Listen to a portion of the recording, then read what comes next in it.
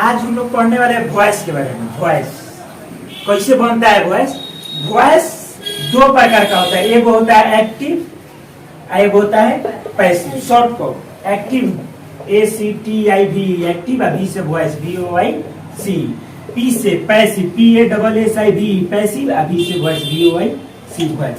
अब देखिए एक्टिव से पैसिव में चेंज करना होता है।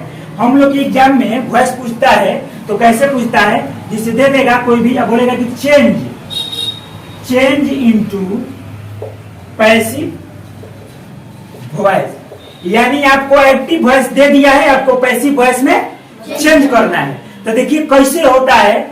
अब सबसे पहले इसको पढ़ने से पहले आप लोगों को टेंस पूरा कंप्लीट होना चाहिए।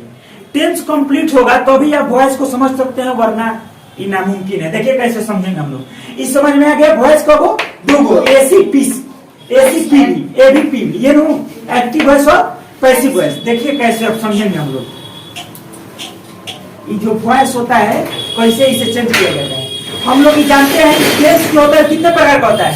3 प्रकार का होता है। टेंस को प्रकार के 3 प्रकार के, जिसे पहले का क्या कहते हैं? प्रेजेंट PREACENT प्रेजेंट, इंडिफिनिट हो ना, तो टेंस हम लोग ना पढ़ते प्रेजेंट टेंस का। तो प्रेजेंट टेंस, दूसरा पास्ट और तीसरा फ्यूचर। थोड़ा सा हम लोग इसको भी ध्यान दे देंगे। प्रेजेंट टेंस का कब है? पास्ट टेंस का और फ्यूचर टेंस का। सभी का नाम एक ही होता है। हमने पहले भी बताया था कि सभी का नाम क्या होता है? सभी का नाम एक ही होता है, सिर्फ उसके आगे जब प्रेजेंट कराएगा तो प्रेजेंट लगाएंगे, जब पास्ट कराएगा तो पास्ट लगाएंगे, जब फ्यूचर कराएगा तो फ्यूचर लगाएंगे। जैसे प्रेजेंट टेंस का कब है? 4 गो। Present indefinite, present continuous, present perfect और प्रेजेंट परफेक्ट कंटीन्यूअस। और जैसे ही पास्ट का कहो तो पास्ट का कहो 4 गो। अब जहाँ जहाँ प्रेजेंट बोले हैं वहां क्या बोलेंगे? पास्ट बोलेंगे। तो देखिए कैसे चेंज होता है। प्रेजेंट टेंस का 4 गो भेद होता है ना जी। पहला भेद का क्या नाम है बताइए? Present PREACENT present, indefinite. अब देखिए प्रेजेंट इंडेफिनिट टेंस का आप लोग को स्ट्रक्चर पढ़े होंगे तो याद होगा। सब्जेक्ट प्लस V1 या V5। अब प्लस में क्या होता है? अदर वर्ड्स या ऑब्जेक्ट, यही ना होता है जी। इसका एग्जांपल है वो हम लोग लेंगे, जिसे लिखा है यहाँ पर ही इट्स ए मैंगो। ही इट्स ए मैंगो। आप लोग जब पढ़े होंगे टेंस प्रेजेंट इंडेफिनिट टेंस तो आपको बताया गया होगा कि V1 कहाँ लगता है और V5 कहाँ लगता है। तो सभी में V1 लगता है, V5 ओनली एक में लगता है। कहाँ? थर्ड पर्सन के सिंगुलर नंबर में, यानी ही सी इट तथा एक नाम के साथ या एक किसी वस्तु का बोध होता है, वहां पर क्या लगता है? V5 लगता है। अब देखिए एग्जाम्पल में क्या लिखा हुआ है? ही इट्स ए मैंगो। इसको कैसे हम लोग एक्टिव वॉइस है, कौन सा वॉइस है? AB है। ये क्या है? AB है। इसे PV में आपको चेंज करना है। क्या करना है? चेंज करना है। सबसे पहले आप ध्यान दीजिए, AB आपका मतलब कि जो टेंस का होता है ना, टेंस का ट्रांसलेट, वही उसको ही एक्टिव वॉइस बोलते हैं, है ना। टेंस है प्रेजेंट टेंस, इसको कौन सा वॉइस बोलते हैं? इसको पैसिव में चेंज करना है। तो देखिए कैसे चेंज होता है। ऑब्जेक्ट जो होता है ना, वो इसका सब्जेक्ट बन जाता है। क्या बन जाता है? लिख सकते हैं ए मैंगो, कोई दिक्कत है?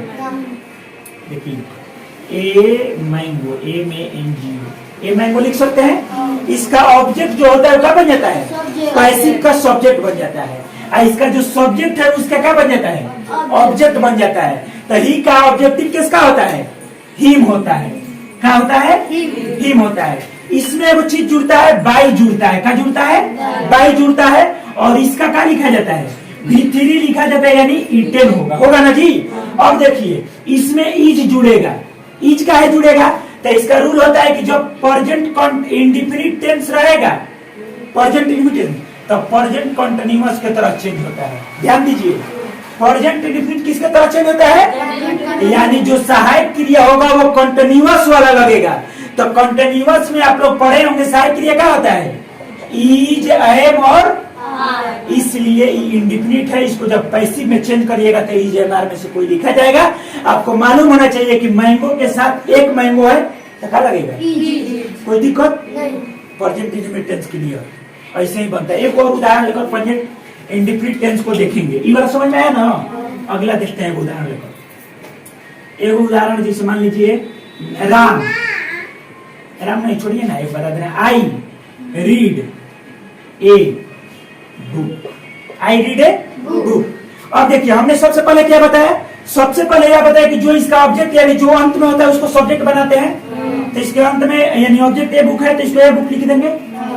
इसके साथ हमने अभी बताया कि ईच एम किसी में से लगता है क्योंकि यह इंडेफिनिट टेंस है और प्रेजेंट है, तो इसमें एक बुक के साथ क्या लगेगा, आर लगेगा। एक बुक के साथ ईज लगेगा। ओनली आई के साथ एम का यूज होता है। क्या पढ़ल पड़ेगा, आई के साथ ओनली एम लगता है, बाकी सिंगुलर के साथ ईज लगता है और प्लूरल के साथ आर लगता है। तो एक बुक के साथ क्या लिखेंगे, आई को देखकर आपको नहीं लगाना है, एक बुक को देखकर ईज एम आर का यूज करना है। किसको देखकर, आपका सब्जेक्ट ही वाला ना होगा जी इसके हिसाब से। तो इसका ईज लिखिए, उसके बाद हम लोग इसका क्या लिखते थे, B3 लिखते थे। तो B3 रीड का ईडिया होता है, इसके रेड पर आ जाता है और इसको अंत में लिखते हैं। तो आई का ऑब्जेक्टिव किसका होता है, मी होता है। इसके पहले क्या लिखा जाता है, कोई दिक्कत।